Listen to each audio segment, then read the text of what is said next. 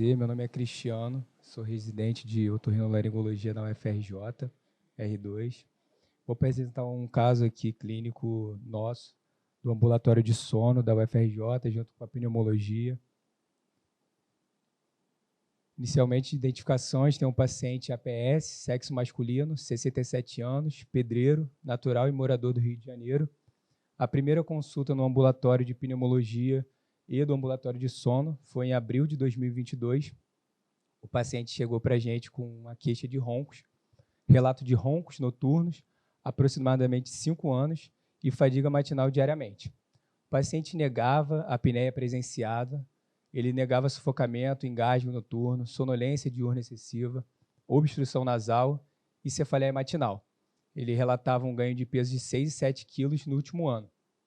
De hábitos do sono, o paciente deitava normalmente às 10 horas, tinha uma latência de sono de 5 minutos, acordava geralmente 7 horas, sem despertador. O tempo estimado de sono dele era um tempo de 9 horas, acordava descansado, relatava de 1 a 2 despertares noturnos, e a qualidade subjetiva do sono dele era ótima. Um episódio de cochilo durante o dia de mais ou menos 30 minutos. De HPP, o paciente era um paciente transplantado, fez um transplante hepático em 2017 por HCV, a comorbidade, diabético tipo 2, dependente, hipertenso, DPOC Gold D2, ex-tabagista de 50 maços anos, parou há 10 anos, em uso de microfenolato de sódio, metformina, pioglitazona, insulina NPH para hipertensão losartana, lodipina, carvedilol, AS, atorvastatina, mononitrato de isosorbida para um evento miocárdio que teve e o cardiologista manteve, tiotrópio, olodaterol para a DPOC. Na nossa escala, após a anamnese, nosso ambulatório, a gente aplica, né, a escala de Epworth, escala subjetiva, que o paciente, nas 8 situações, apresentou total de 6 pontos, então, abaixo de 10, aí, não apresentando, né, a sonolência excessiva diurna. Do questionário aí do Stop Bang, a gente apresenta aí as 4 situações subjetivas e as 4 objetivas. Das 4 subjetivas, o paciente tinha ronco alto, cansaço, era hipertenso, ele não apresentava apneia presenciada, ele não tinha nenhum cônjuge para relatar isso, então ficou um pouco na dúvida, mas a gente marcou como não apresentando apneia presenciada. E dos 4 subjetivos, que precisa do médico ali para finalizar, ele tinha um IMC acima de 35, era um paciente com IMC de 37, um obeso grau 2, a idade acima de 50 anos, a circunferência cervical acima de 40, cervical de 46, muito relacionada também aí à apneia obstrutiva, e era um paciente de sexo masculino. Totalizava aí 7 pontos, então um paciente que tinha aí um alto risco de apneia obstrutiva, moderada a grave, né, pela pontuação. Após a aplicação dos questionários e a anamnese direcionada do paciente, a gente vai para o exame físico do paciente. A gente fazia a inspeção da face dele, tinha uma face típica. A cavidade nasal, o paciente apresentava válvulas nasais competentes, né, tanto a externa quanto a interna, a mucosa corada, os cornetos eutróficos na rinoscopia anterior. Todas as fotos, desculpe, mas todas as fotos foram concedidas pelo paciente, todos os pacientes que vão apresentar durante aqui. No exame físico, continuando, o paciente apresentava um malampate, né, que a gente usa um malampate modificado por Friedman, um malampate de tipo 4. Ali a gente conseguia avaliar o palato duro e parte do palato mole. O palato duro do paciente era um palato duro normal, não tinha nenhuma alteração de respirador oral, não era ogival. A maxila do paciente também era normal. No exame físico, ele tinha uma úvula espessada, muito aí relacionado aos pacientes roncadores. O palato mole dele, a inserção do palato faríngeo, era em web, ali na metade da úvula. As amígdalas palatinas tinham a classificação de grau 1 de Brodk's, ali ocupando menos de 25% da orofaringe. O pilar posterior era medializado, contribuindo também para o quadro. Dentição do paciente era ausente e ele usava prótese completa. No nosso ambulatório, a gente usa a classificação de Engel para oclusão dentária, mas como o paciente tinha dentição ausente, a gente faz o uso do palitinho aqui, em que a gente coloca ali inferior ali no sulco nasolabial, superiormente, e aqui a palpação do gnate do paciente, fazendo uma linha, né, com o palitinho e a palpação do gnate. e aí a distância entre o palitinho e a palpação do gnate, a gente considera aí a mais de 2 centímetros um paciente retrognata, né, um paciente com uma alteração craniofacial muito relacionada à apneia obstrutiva do sono, e o nosso paciente também não tinha nenhuma alteração, era um paciente normognata, nesse caso aqui, abaixo de 2 centímetros de distância. Continuando aqui na nossa avaliação do exame físico, a gente sempre faz no ambulatório a nasofibronaringoscopia flexível. E aqui eu vou apresentar na nossa humilde televisão aqui, eu espero que vocês consigam ver o exame. Opa. Desculpa. Não sei se vai dar para dar play no vídeo.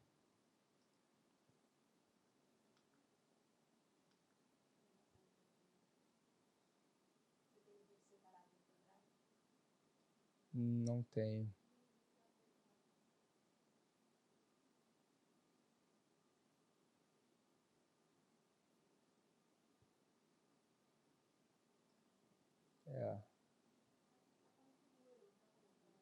Na hora que a gente passou aqui o caso, infelizmente, não tem o vídeo. Não tem no meu computador. Acho que vai prolongar um pouco a apresentação, mas descrevendo a...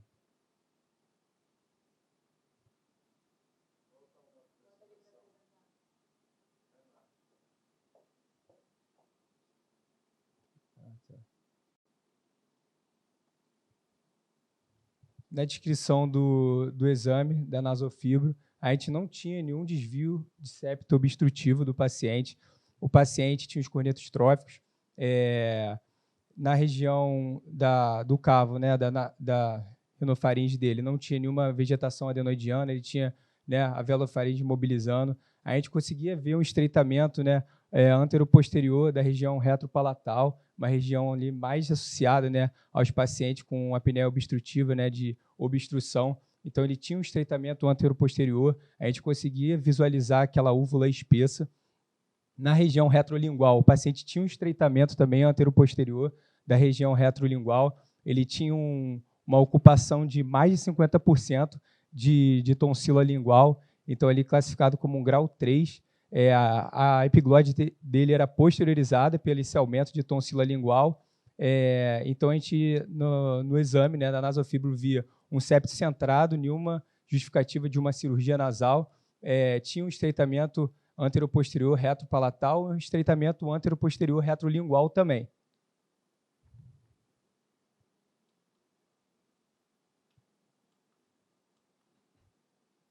A gente usa no nosso ambulatório também a classificação de Friedman, né? A classificação de Friedman aí, tão famosa, em que foi muito utilizada na década de 80 e 90 para predição de sucesso cirúrgico das uvopalato-faringoplastias.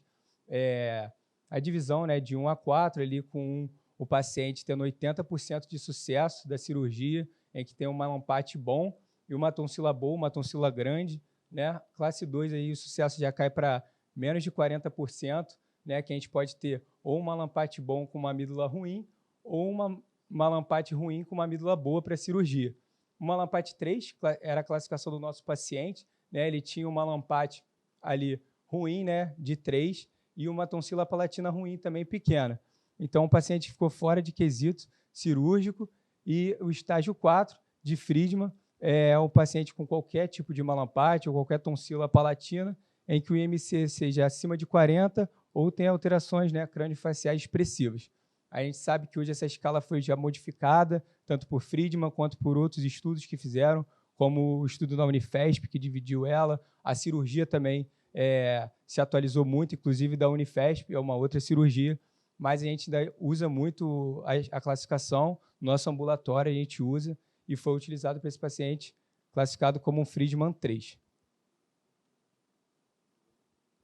Dos exames complementares, a prova de função pulmonar do paciente, a gente viu um distúrbio ventilatório obstrutivo puro, de grau moderado, a prova broncodilatadora dele era positiva, e a capacidade da difusão do monóxido de carbono, corrigida pela hemoglobina, encontrava-se moderadamente reduzida, de 58%. Então, o paciente tinha um distúrbio ventilatório obstrutivo puro de grau moderado. De exames complementares, ele tinha uma tomografia computadorizada com discreto enfisema centrolobular, predominantemente nos lobos superiores. O ecocardiograma do paciente não tinha nenhuma disfunção miocárdio, os diâmetros cavitários normais, ventrículo esquerdo normais, válvulas morfologicamente normais, e ele tinha ausência de hipertensão pulmonar também. Então, aqui, resumindo o caso, a gente tem um paciente de 67 anos, obesidade grau 2 e acompanhamento regular com a DPOC e estável, né, um distúrbio ventilatório obstrutivo de grau moderado e acompanhamento também com ambulatório de transplante hepático.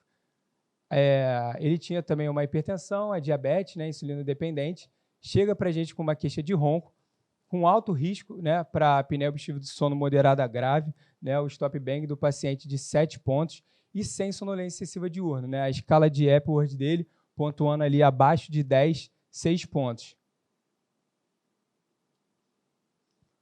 No nosso ambulatório, a gente sempre, após, né, suspeitar dos pacientes, né, com a escala que a gente faz de Epworth, com a escala né, do stop bang, o paciente com alto risco a gente combina na próxima consulta, empresta a polissonografia portátil, né? A gente orienta o paciente, a montagem, sempre faz uma fotografia no final para ele ver como é que vai ser a montagem em casa, né, depois da explicação, né, no ambulatório, e a gente emprestou para esse paciente, né, o DPOC, e ele levou para casa, ele escolhe uma noite para dormir, e teve um tempo dessa noite de registro de 7 horas e 7 minutos, né? O período de avaliação do fluxo aéreo foi de 5 horas e 51 minutos e a avaliação de saturação foi de 6 horas e 57, um período considerável, né? No final da análise, a gente tinha um índice de apneia e hipopneia de 29,7, com apneia de 12 eventos por hora e hipopneia de 17,7 por hora, e um IDR de 30,8 eventos por hora. No índice de saturação de oxigênio tinha 33,7, a saturação basal era de 95 e a saturação média era de 91. A gente tinha um paciente DPOC que também não hipoventilava, visto que a saturação média dele era de 91%. Os eventos de ronco foram de 1.871 e, após analisar, a gente consegue, né, fechar o diagnóstico do paciente após a suspeição, né, das escalas, fazendo o exame polissonográfico, a gente fecha o exame como uma apneia obstrutiva do sono grave, a despeito do IDR de 30,8.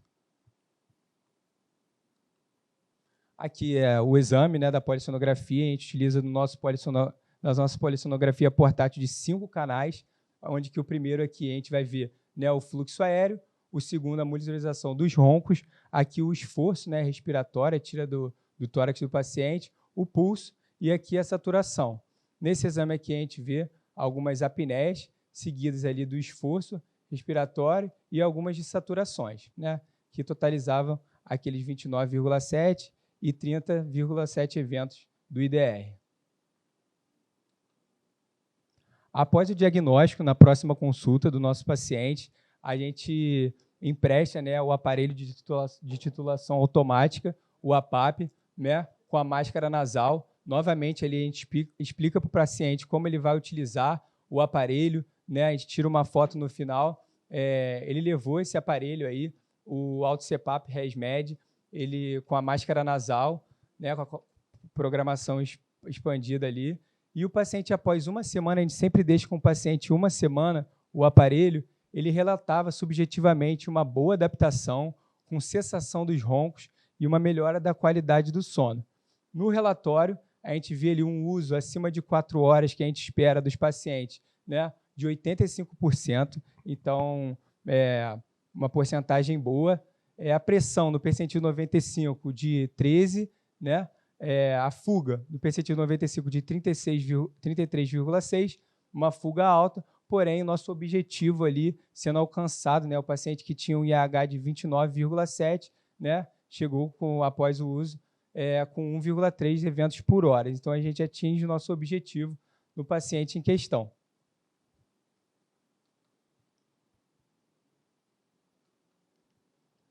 Agora aqui uma breve discussão, depois eu vou abrir aspas para o Dr. Ricardo, para a doutora Luciane complementar. É que a polissonografia portátil e a titulação domiciliar, elas são factíveis nesses pacientes com comorbidades e que estejam estáveis, né? Como a gente faz no nosso ambulatório, explica para os pacientes, ele leva o exame para casa, leva o APAP para casa. Então, elas são factíveis para esses pacientes que, às vezes, podem sobrecarregar o laboratório de sono para realizar uma polissonografia do tipo 1. Indivíduos com DPOC, pode ser necessária uma busca ativa, né, para a realização da polissonografia. Esse paciente em questão, ele tinha uma queixa de ronco, porém, alguns outros pacientes da DPOC, eles não apresentam essas queixas, nem muito menos a queixa de ronco, ou até uma queixa da DPOC que se confunde um pouco. Então, um paciente muito pouco queixoso em relação ao sono. Então, é válido uma busca ativa para esses pacientes, né, com a aplicação dos questionários, stop bang ali. E a polissonografia portátil, em questão que a gente apresenta e a gente aplica nos nossos pacientes com alto risco de apneia obstrutiva, ela é útil, né, no serviço público, onde a gente tem restrição de investimento, e ela é simples e ela dá diagnóstico. Inicialmente era isso que eu queria falar. Obrigado pela atenção a todos. Desculpa aí pelo vídeo e obrigado.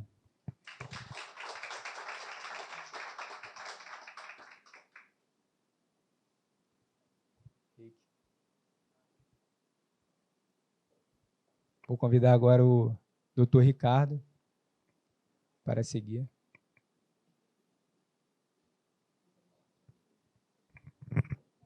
Não, eu acho que foi ótimo, Cris, parabéns pela apresentação.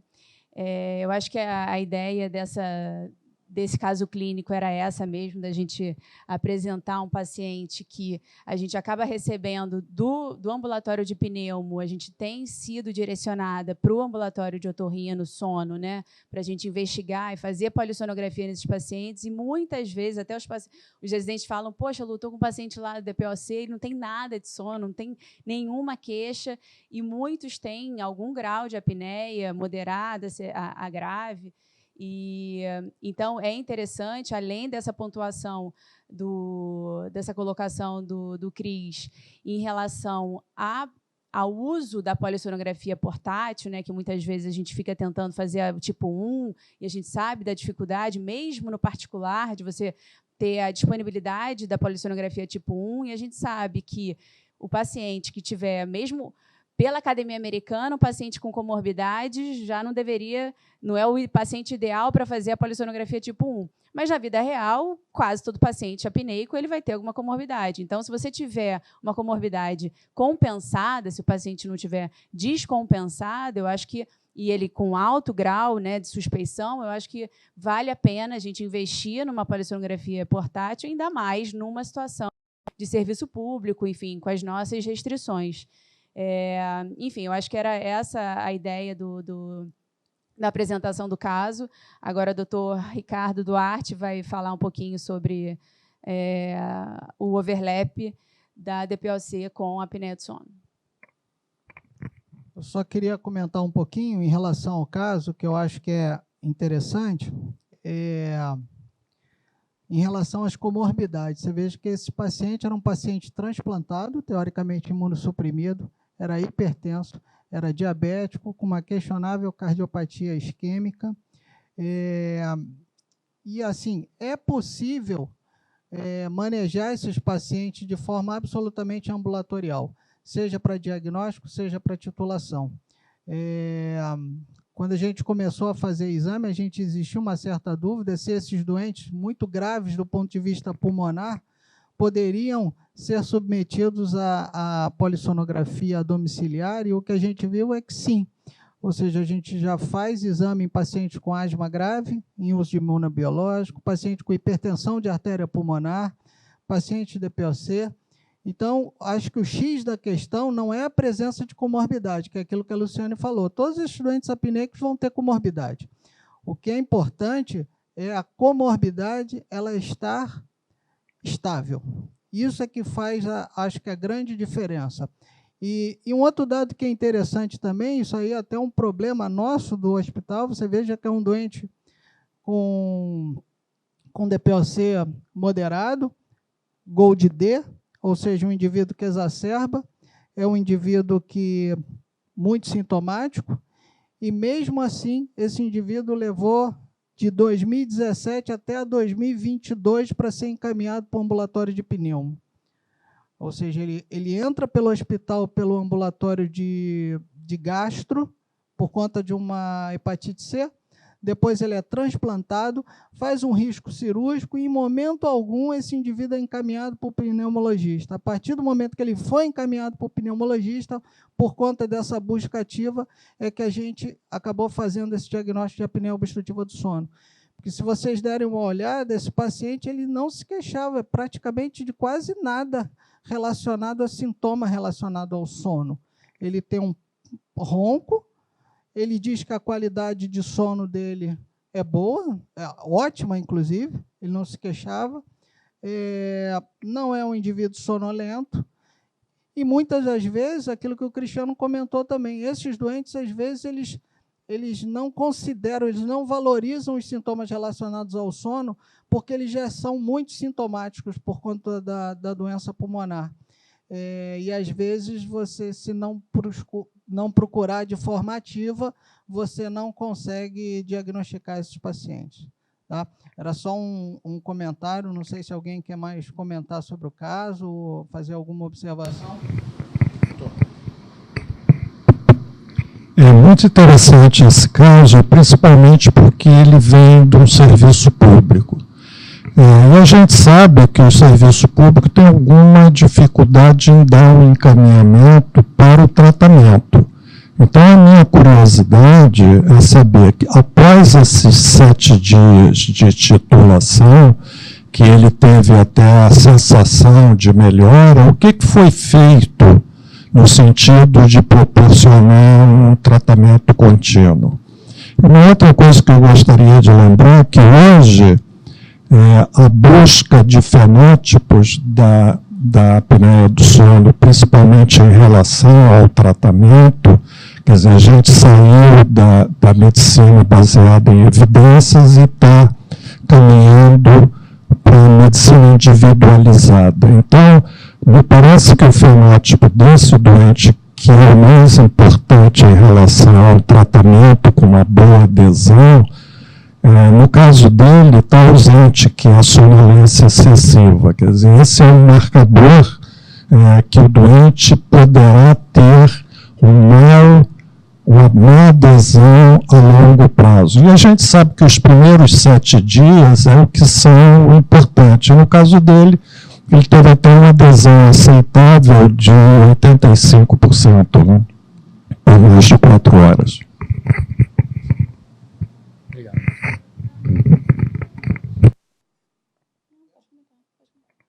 Em relação ao tratamento, normalmente, obviamente, depois do diagnóstico, se o paciente tem indicação de usar terapia com pressão positiva, que é o caso dele, ele vai para a titulação, a gente deixa o aparelho por 1 semana e depois a gente solicita o aparelho. A ampla maioria dos pacientes acabam conseguindo adquirir um aparelho, nem que a gente use apenas o aparelho de pressão fixa, mas assim, a gente consegue, principalmente nesses doentes que titulam adequadamente. Esse paciente em particular, ele não tinha condição financeira nenhuma, e aí, por conta disso, ele foi judicializado. Então, até o momento, judicializado para aquisição do CPAP. Mas, assim, a experiência que a gente tem, a gente está conseguindo indicar o CPAP, a ampla maioria dos pacientes estão conseguindo tratar. Qual era a segunda pergunta? Era do... É verdade. O indivíduo, a gente já sabe que o indivíduo que é indivíduo mais sonolento é um indivíduo que geralmente melhora muito rápido e, por conta disso, ele tem uma adesão muito grande, ou uma adesão melhor, uma adesão mais fácil ao tratamento. Isso é verdade. O que, na verdade, não exclui, porque grande parte dos doentes com apneia moderada, grave e doentes com apneia grave, eles precisam usar CPAP e, às vezes, não são sonolentos. Esse indivíduo, por exemplo, não era sonolento, mas ele tem indicação absoluta, né? Apneia grave e inúmeras comorbidades. Mas faz parte. Em relação aos pacientes que a gente manda tentar conseguir o CPAP-PED, né, dar o laudo para o paciente tentar pela defensoria, pacientes de fora do Rio, eles tendem a conseguir um pouco mais rápido do que os pacientes do Rio de Janeiro, né? Do Rio de Janeiro, pelo menos, a nossa experiência é de demorar pelo menos 1 ano para conseguir o CPAP. Eu já tive, não no Fundão, mas na Lagoa, já tive um problema que o paciente pediu, e aí o Estado mandou o hospital pagar o CPAP do paciente. E aí, depois disso, eu até só mando o laudo. Antes eu mandava tudo, né, telefone, defensoria e tal, porque acabou que gerou um problema para o hospital, né? Apesar ao invés do Estado fornecer, ele mandou o hospital fornecer o aparelho.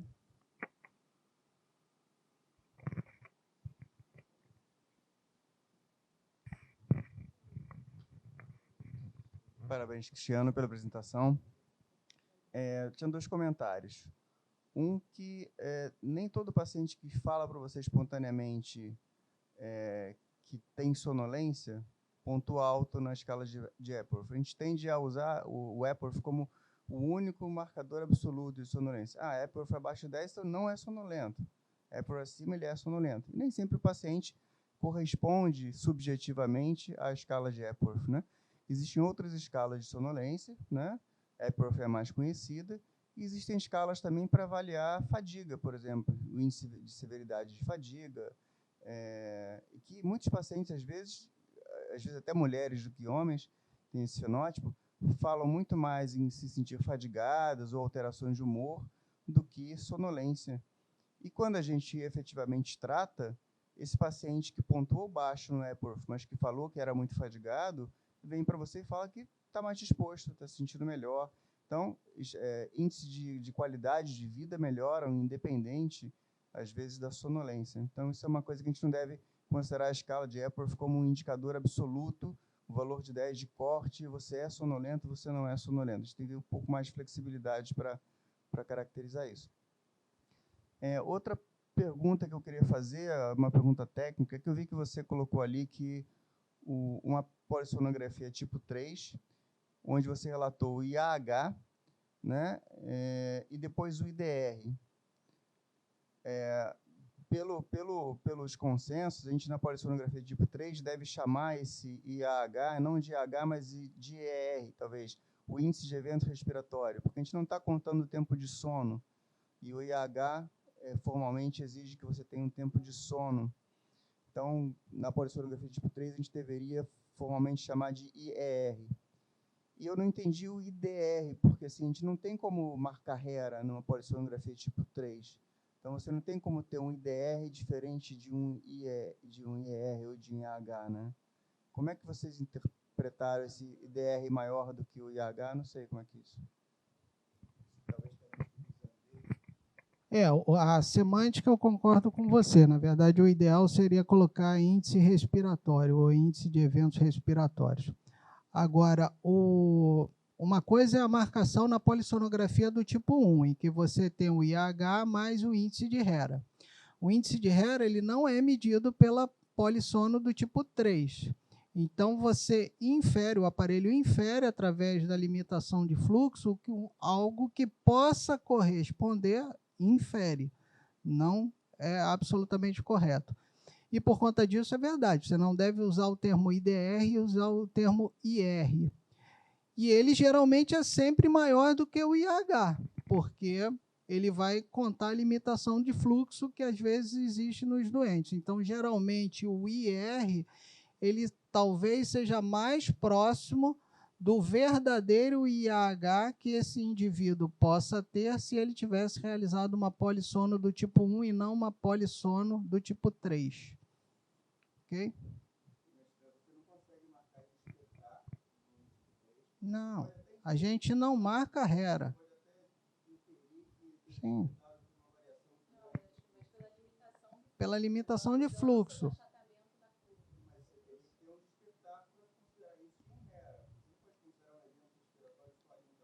O o IR ele já é marcado automaticamente pelo software. Se você faz a leitura manual do traçado, você vai ter a leitura manual do IAH, e ele automaticamente vai somar com as limitações de fluxo de acordo com o RER, e ele vai dar. Tanto que quando você dá o laudo, você tem lá o IAH e o R, e o IR.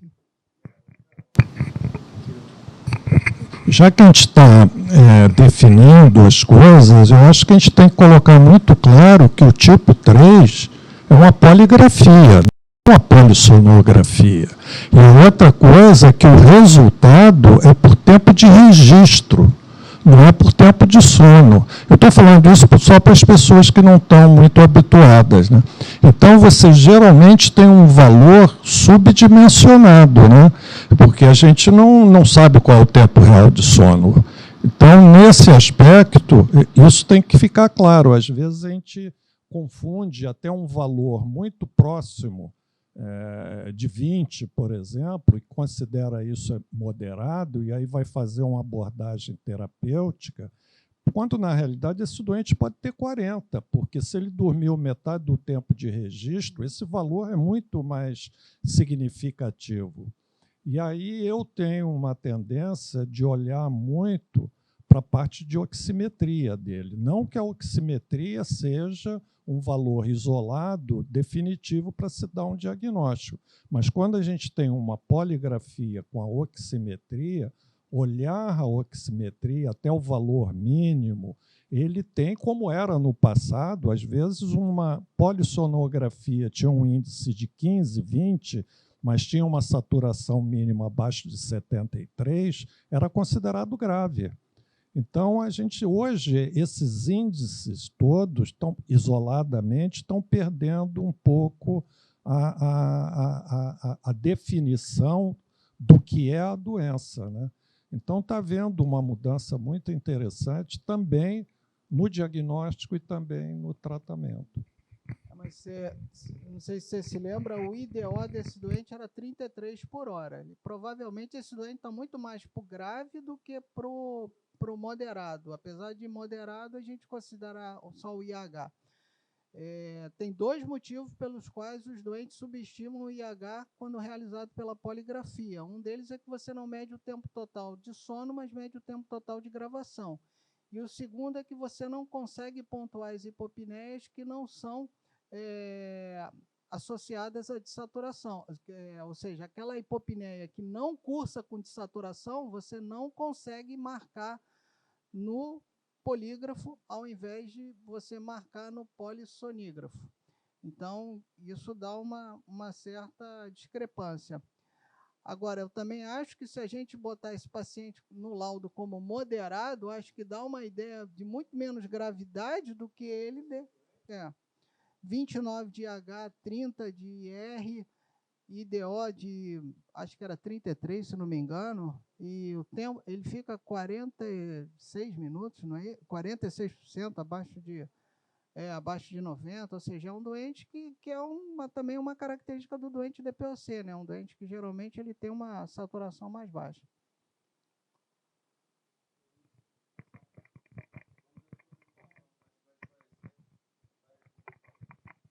Não, né? Ou vai dar mais. O que você quer? O meio é o quê? Tá.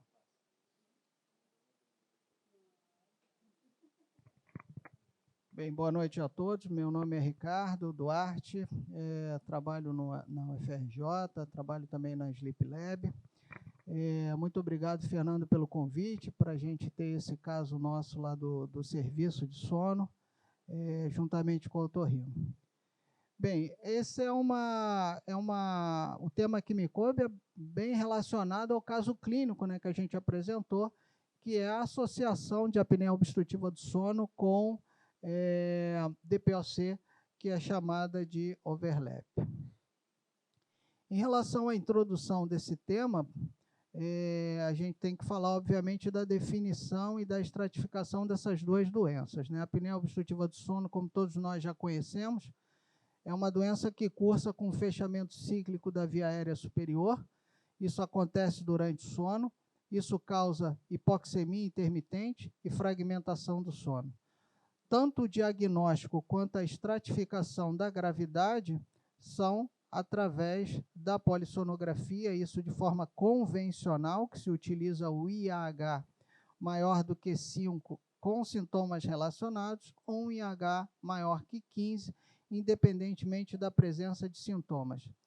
Além disso, até o momento, com diversos questionamentos, o que a gente utiliza para avaliar a gravidade da apneia obstrutiva do sono é o IAH, classificando essa doença em leve, moderada e grave. Possivelmente a gente vai ter que refinar muito mais essa avaliação de gravidade da apneia obstrutiva do sono através dos dados oximétricos. Em relação à DPOC é uma doença que cursa com limitação persistente do fluxo aéreo. Ela é geralmente progressiva, ela é associada a uma resposta inflamatória crônica e é geralmente ocasionada, ou seja, o seu principal fator de risco é o tabagismo. Tanto o diagnóstico quanto a gravidade funcional dessa doença são expressados pela espirometria, em que você utiliza um índice de difenor pós-broncodilatador abaixo 0,7 como sendo o diagnóstico, e você utiliza a avaliação funcional através do volume expiratório forçado no primeiro segundo na pós-broncodilatação. Quando a gente vai pensar em prevalência de overlap síndrome, já começa o primeiro grande questionamento. Por quê? A grande maioria dos trabalhos, eles partem ou de DPOC procurando a apneia obstrutiva do sono, ou eles partem de indivíduos com apneia obstrutiva do sono para avaliar DPOC. Então, é muito difícil, na prática, a gente ter estudos de base populacional que avaliem a prevalência dessa doença, porque, na verdade, é uma associação de duas doenças, né? Se pensarmos apenas no DPOC, a gente tem uma prevalência que é em torno de 10% da população geral. Essa prevalência ela vai aumentando com a idade, ela também está aumentando por conta de uma exposição maior ao tabagismo e à queima de biomassa. E, além disso, tem um dado que também atua em conjunto com a apneia obstrutiva do sono, que é o envelhecimento populacional. Por sua vez, a prevalência de apneia obstrutiva do sono, se nós considerarmos, será que é em torno de 20% a 30% da população geral. E essa prevalência, ela também, à semelhança do DPOC, ela vem aumentando por conta da obesidade e por conta do envelhecimento populacional. Então, aquilo que eu contei é basicamente isso, ou seja, a ampla maioria dos trabalhos, eles partem de doentes com DPOC à procura dessa interseção, de apneia à procura dessa interseção.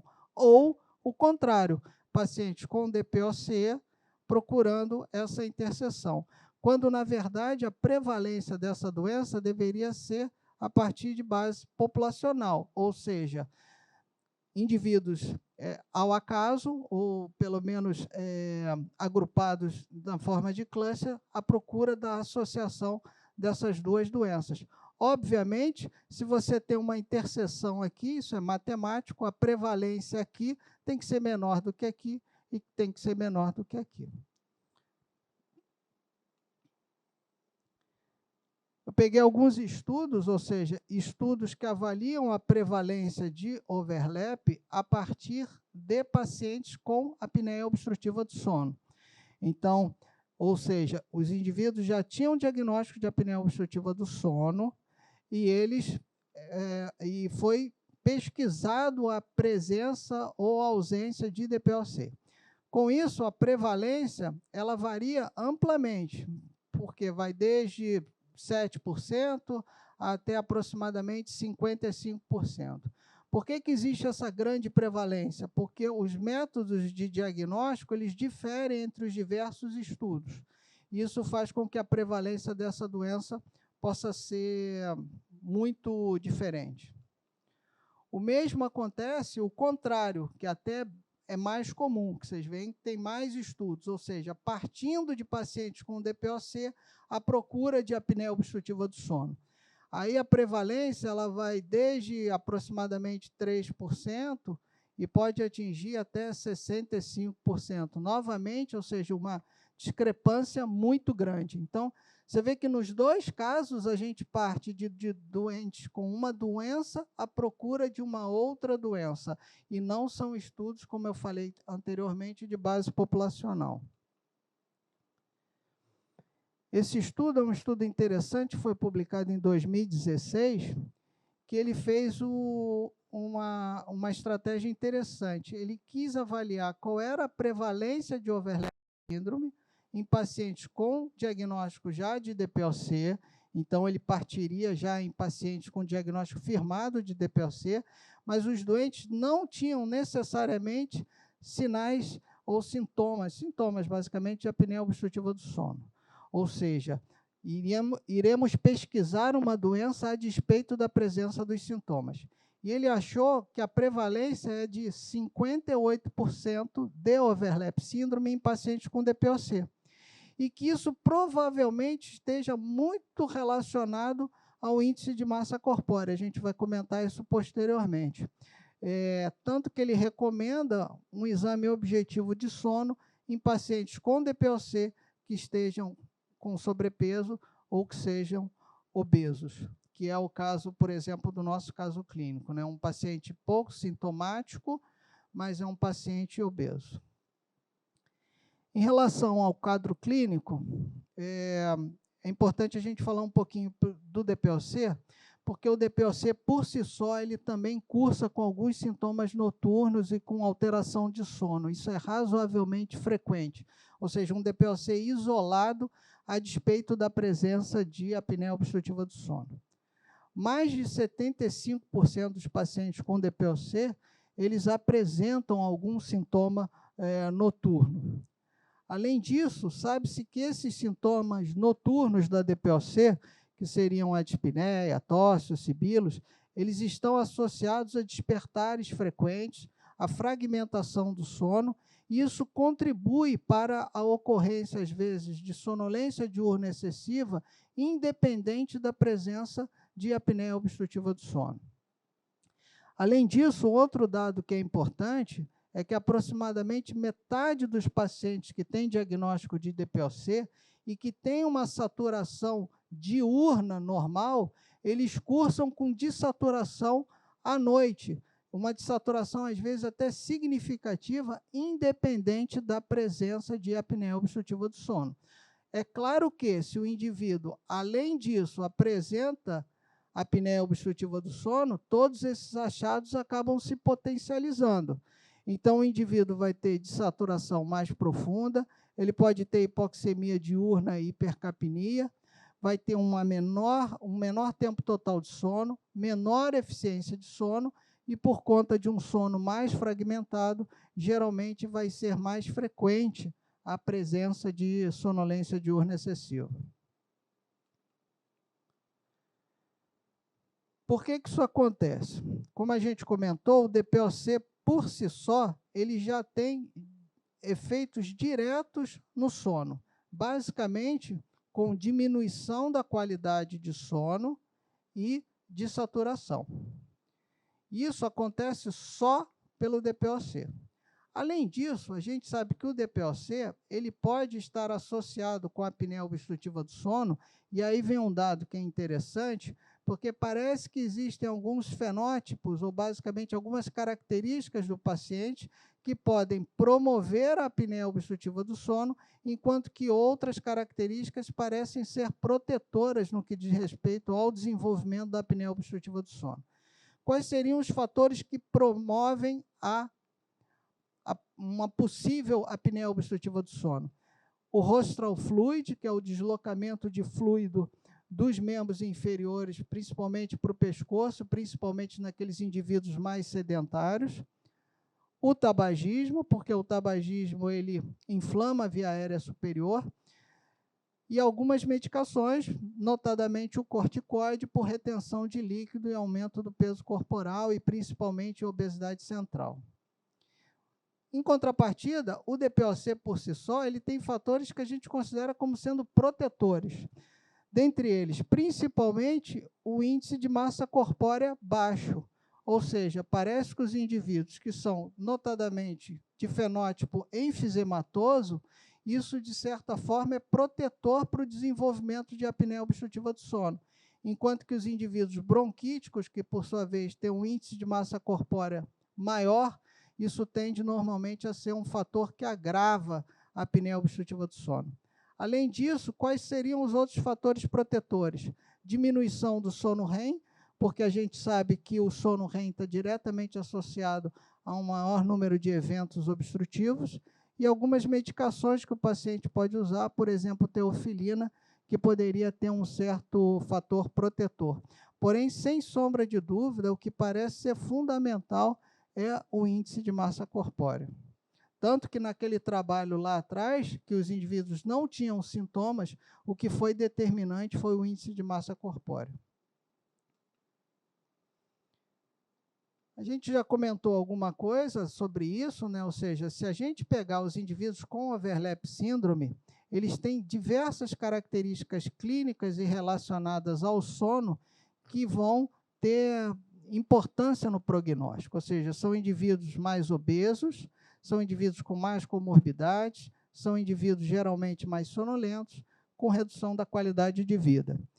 Em relação ao sono, menor tempo total de sono, menor eficiência de sono, o sono é mais fragmentado, o que leva a um sono não reparador, e, além disso, esses indivíduos com overlap síndrome, eles cursam, sem sombra de dúvida, com mais dessaturação que indivíduos que têm DPOC ou apneia isoladamente. Um outro dado que é importante em relação ao DPOC é que, quando a gente considera apenas os indivíduos com apneia obstrutiva do sono, esses indivíduos eles têm o que a gente chama de hipoxemia intermitente. Então, o indivíduo faz um evento obstrutivo, ele cai a saturação, e essa saturação, quando ele recupera a ventilação, ela tende a voltar ao seu limiar anterior, ao seu limiar basal entre os eventos obstrutivos. No indivíduo com DPOC, não. Ou seja, por conta da hipoventilação e da irregularidade de ventilação-perfusão, conforme o indivíduo tem uma dessaturação, quando ele retorna, ele normalmente não retorna para aquele valor basal, ele retorna sempre para um valor um pouco mais baixo. Então, é intuitivo imaginar que os indivíduos que têm overlap síndrome, eles vão ter queixas, não queixas, mas assim, achados relacionados a um comprometimento da saturação muito mais importante do que apenas os indivíduos que têm uma das duas doenças isoladamente. Isso é o que a gente comentou, ou seja, aqui em cima, no A, é o indivíduo apenas com apneia, e aqui embaixo, no B, são indivíduos apenas com DPOC. No caso da apneia, se a gente olhar a oxigenação, ela quando começam os eventos de dessaturação, geralmente esses eventos tendem a retornar à linha de base. No caso abaixo, que é o indivíduo com DPOC, primeiro ele já sai com uma saturação basal mais baixa do que a saturação que o indivíduo tem no caso da apneia.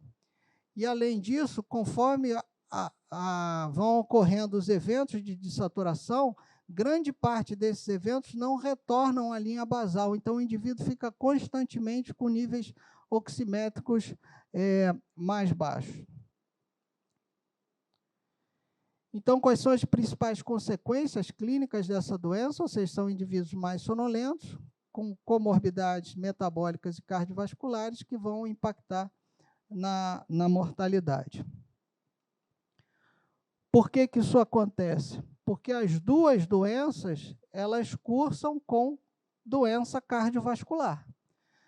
Tanto a apneia obstrutiva do sono quanto o DPOC cursam com hipóxia, cursam com estresse oxidativo, liberação de mediadores inflamatórios, disfunção endotelial e aterosclerose. Então, as duas doenças levam à doença cardiovascular. Se você tem as duas doenças associadas, obviamente o impacto é maior.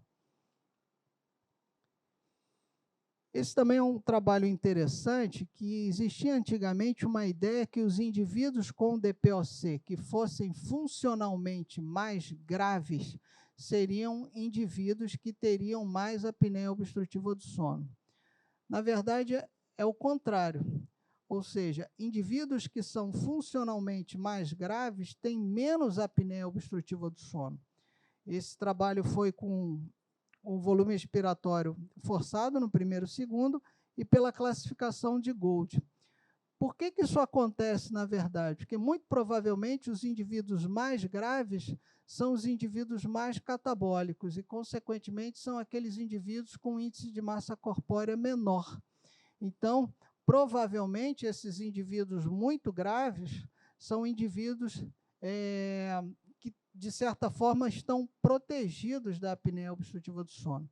Isso pode ser visto tanto pelo volume expiratório forçado no primeiro e segundo, quanto pelo grau de enfisema ou de aprisionamento aéreo pela tomografia. Ou seja, quanto mais grave o indivíduo, teoricamente, ele está de certa forma, protegido para a apneia obstrutiva do sono. Veja que a correlação, nos dois casos, ela é negativa. Ou seja, quanto mais grave, quanto mais enfisema, quanto mais aprisionamento aéreo, teoricamente existe uma certa proteção para a apneia obstrutiva do sono, possivelmente por conta do índice de massa corpórea, que é reduzido nesses indivíduos. Suspeição clínica, um dado que a gente, obviamente, já sabe, é quando a gente pensa em apneia obstrutiva do sono, é que existem 3 grandes fatores de risco, né? Sexo masculino, idade avançada e obesidade. E parece que esses parâmetros, individualmente, eles não são muito bons para predizer a apneia obstrutiva do sono, principalmente naqueles indivíduos mais graves com DPOC. Esse foi um trabalho feito em participação do Geraldo Lorenzi, lá de São Paulo, mas vejam, um N muito reduzido, né? Ou seja, teoricamente, a gente traçar algum comentário em relação a esse trabalho é um pouco questionável. Mas parece, de certa forma, que esses parâmetros, talvez excetuando um pouco o índice de massa corpórea, não sejam tão bons nessa população. Porém, um outro estudo, que foi um estudo com um N muito maior, um N de 431, ele avaliou se nessa população com DPOC, os questionários que a gente usa normalmente na literatura, eles poderiam ser úteis para predizer a apneia obstrutiva do sono. E o que ele viu através desse trabalho é que sim, ou seja, tanto a escala de sonolência de Epworth, o Saxo, o questionário de Berlim e o Stop Bang, eles foram, de certa forma, úteis. Só que, em todos os pontos de corte de IH, o Stop Bang sempre foi o melhor questionário, ou seja, ele sempre apresentou o melhor poder discriminatório. Então, talvez, pelo menos para essa população, seja o questionário mais adequadamente, que pode ser mais adequadamente empregado para esse fim. Bem, diagnóstico. Obviamente, se a gente tem uma associação de doenças, a gente tem que fazer o diagnóstico através tanto da polissonografia e tanto pela espirometria. Isso vai ser importante para confirmar o diagnóstico e, como a gente falou anteriormente, para avaliar a gravidade da overlap síndrome. A polissonografia, isso aqui é um dado interessante, ou seja, a polissonografia de rotina ela não é indicada para todos os pacientes que tenham DPOC.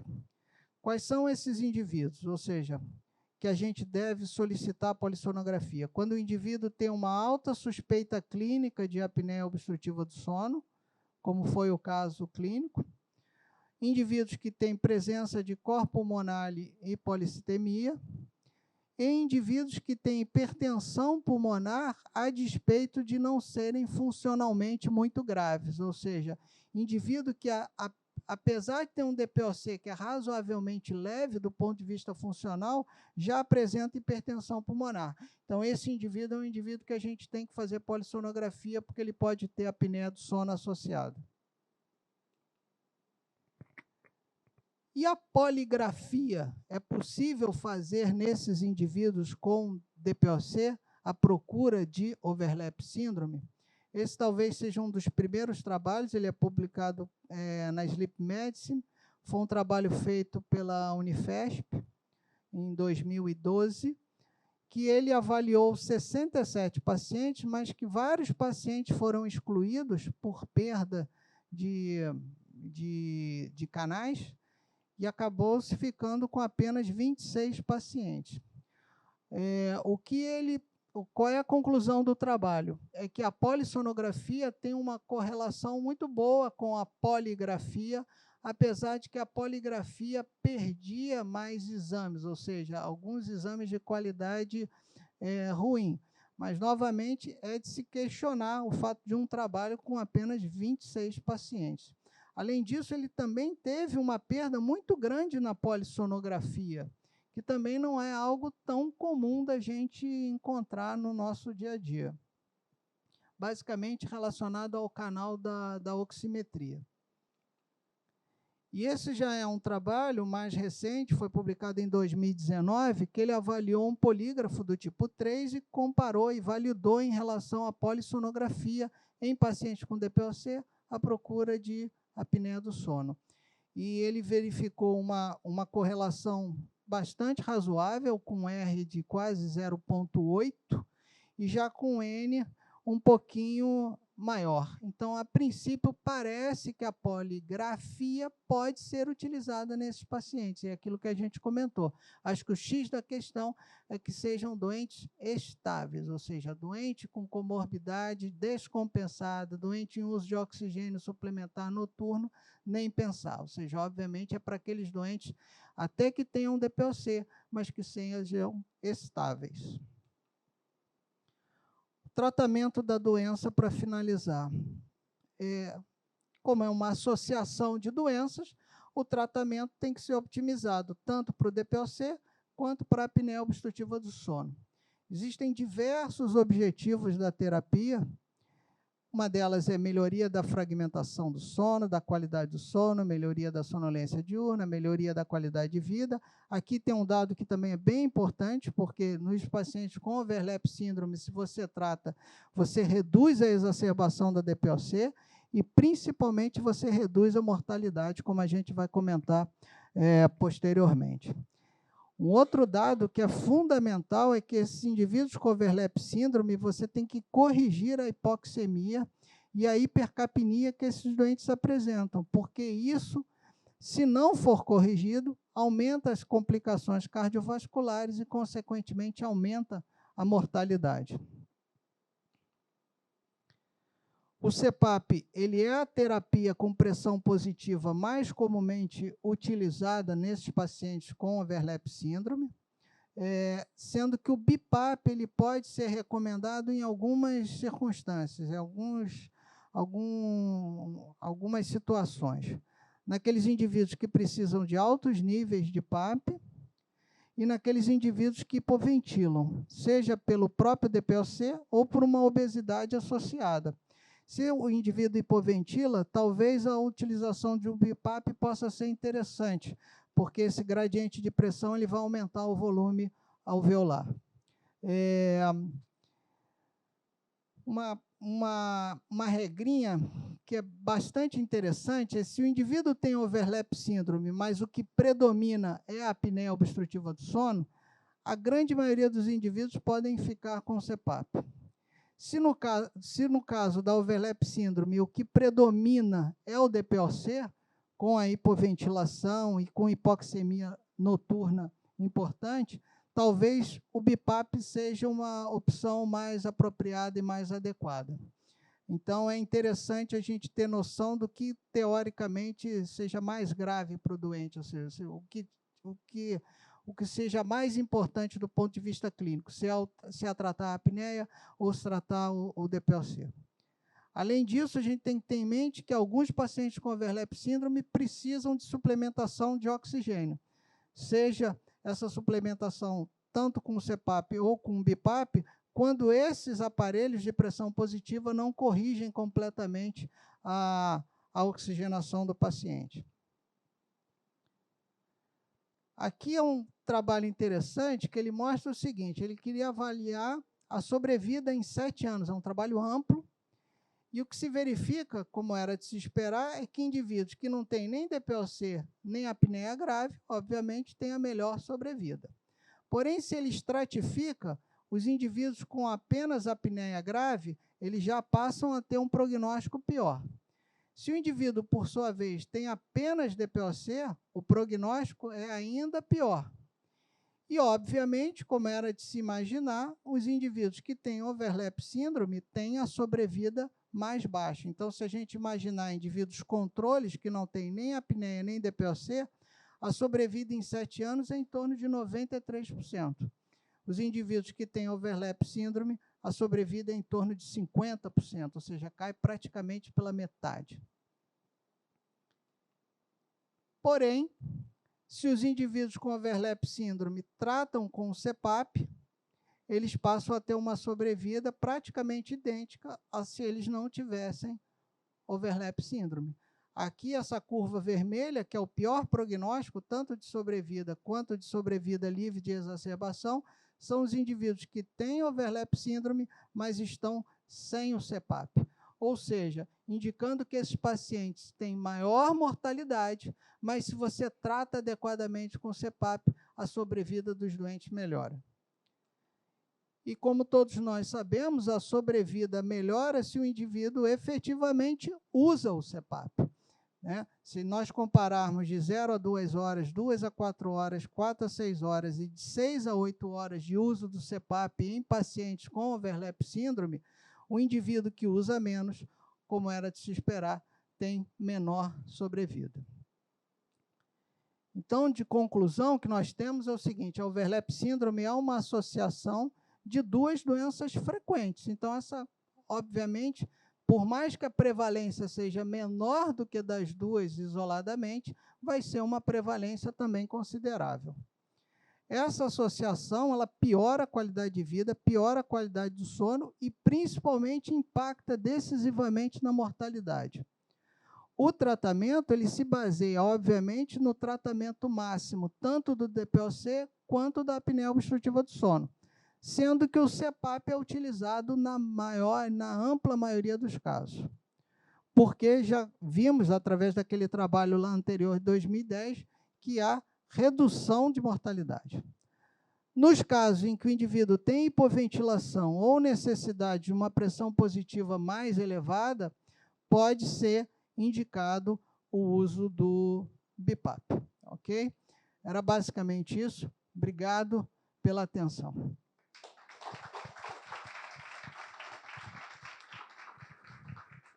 Obrigado, Ricardo. Excelente, como sempre. Vou acender a luz aqui para a gente fazer perguntas agora. Ia fazer um comentário, Ricardo. O enfisema parece que tem associação com menor índice de apneia, não só pelo índice de massa corporal, mas também por um mecanismo de hiperinsuflação, né? Você tem uma tração caudal da traqueia e da veia aérea superior, você retifica ela, existe uma relação linear, tem um trabalho mostrando isso, entre hiperinsuflação e correlação inversa com o índice de apneia. Né? Queria fazer uma pergunta inicialmente para o Ricardo. Posso já começar? Depois a gente passa para o público. A gente, na terapia intensiva, tem muita preocupação de usar pressão positiva no paciente com enfisema bolhoso. Né? O enfisema difuso, ok, todo mundo sabe. Agora, aquele enfisema bolhoso, isso é alguma contraindicação para o CPAP ou para o BiPAP? E em que níveis de pressão? Existe isso? Você tem, enfim, esse dado para a gente? A literatura antiga dizia que, teoricamente, seria quase que contraindicado o uso de CPAP naqueles indivíduos com enfisema bolhoso muito importante que precisassem de pressões mais elevadas. Na prática, eu não vejo muito isso, assim, ou seja, essa contraindicação ao uso do CPAP. É claro que vai depender se ele vai precisar de uma pressão muito elevada, mas às vezes o que a gente observa também é se às vezes o indivíduo precisa de uma pressão mais elevada porque a titulação não é adequadamente realizada. Por exemplo, aquele indivíduo do caso clínico, é um indivíduo que provavelmente ele não vai precisar daquela pressão toda. Aquela pressão ali, ela estava alta porque o indivíduo teve fuga. Além disso, será que se o indivíduo faz uma titulação com uma máscara nasoral, provavelmente ele vai precisar de mais pressão, porque a máscara nasoral, a pressão vai pela boca, consequentemente empurra a língua lá para trás e fecha a via aérea superior.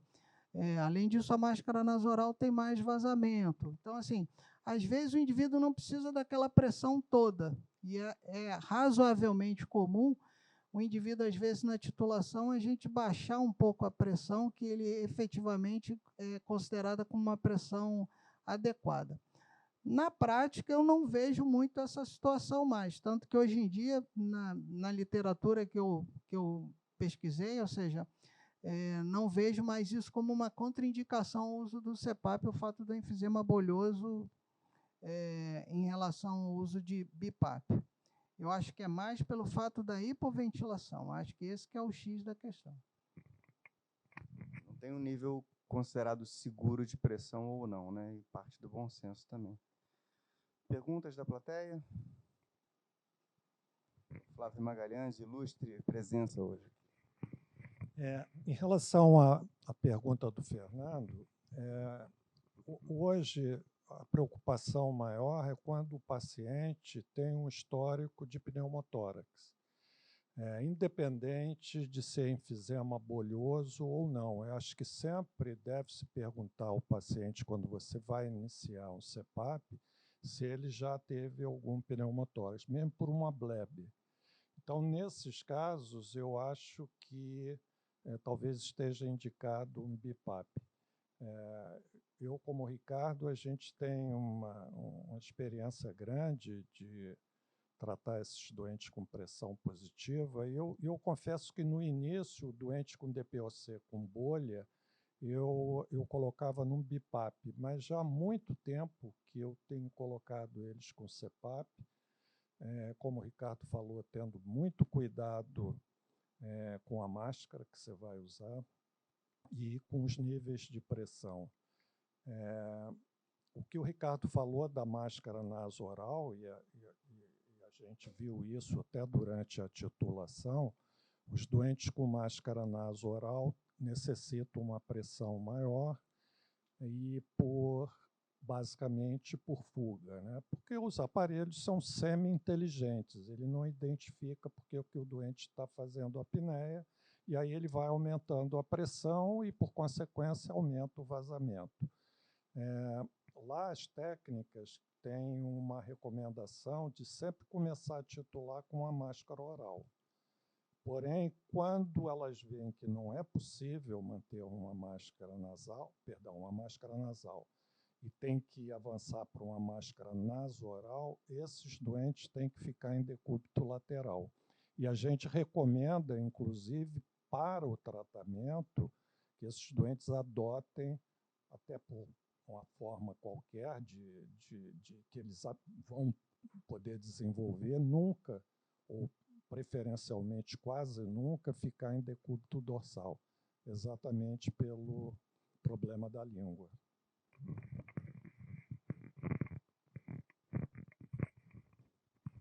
Boa noite, parabéns pela apresentação. Eu fiquei com uma dúvida.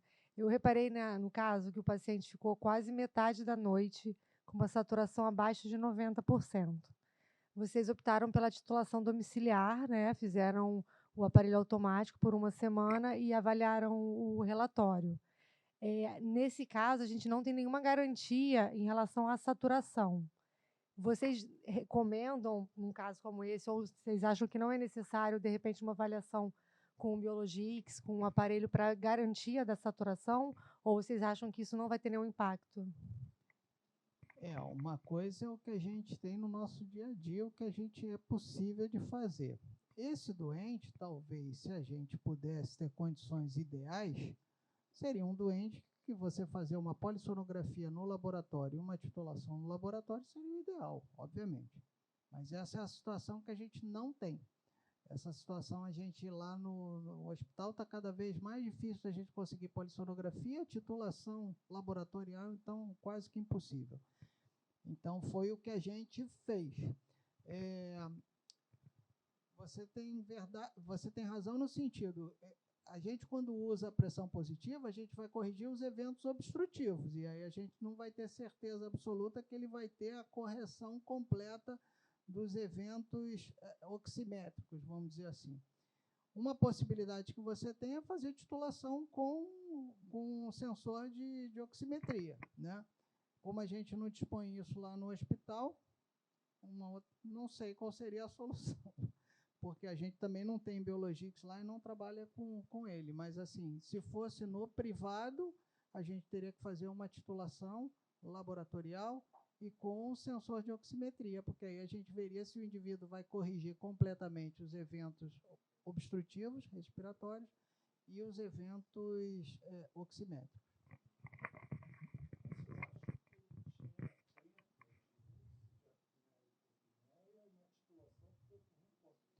Não, os eventos respiratórios obstrutivos, mas ela está perguntando sobre a saturação. Como a gente...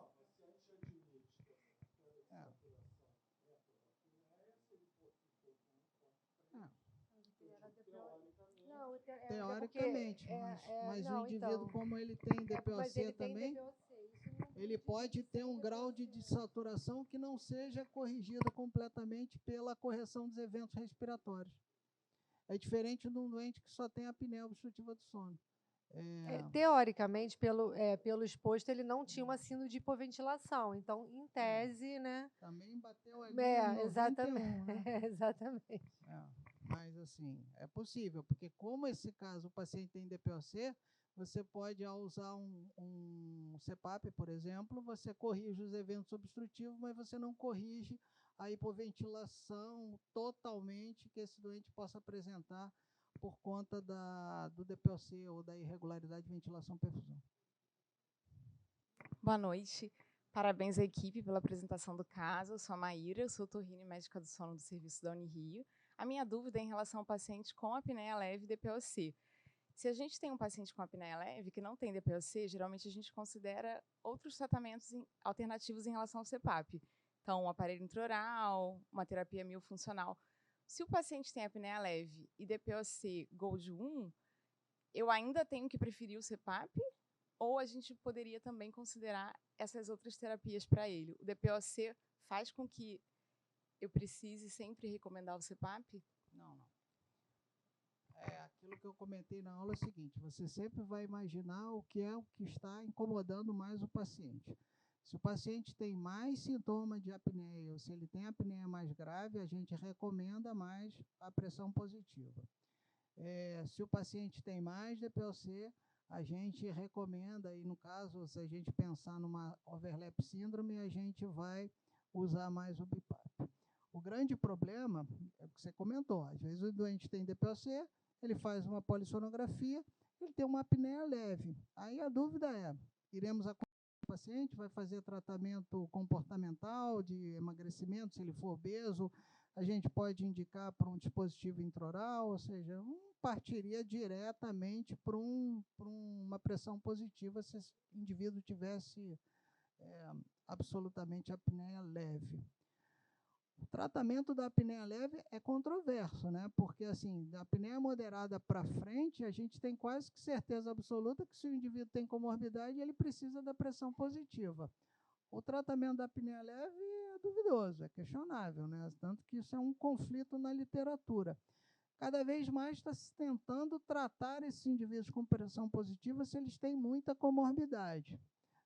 Então, nesse caso aí também, a gente tem que pensar que é um indivíduo que é hipertenso, que é diabético, que é transplantado, que é cardiopatia isquêmica. Então, assim, talvez, se fosse esse caso aqui, eu talvez pensasse em tratar com pressão positiva mesmo, ele tendo uma apneia leve. Mas isso acho que é suposição, é caso a caso. Às vezes também a gente tem que ver do ponto de vista financeiro, que é uma coisa que fala a favor no serviço público. Então, por exemplo, a gente tem mais facilidade, por exemplo, de conseguir um dispositivo intraoral do que às vezes o paciente tem dificuldade de comprar o CPAP. Então, acho que é caso a caso. Que se ele tivesse pelo menos uma apneia leve, pelo menos um dispositivo intraoral, a gente teria que fazer. Não daria para não fazer absolutamente nada. É um tratamento também bem adequado, né? Muito bom.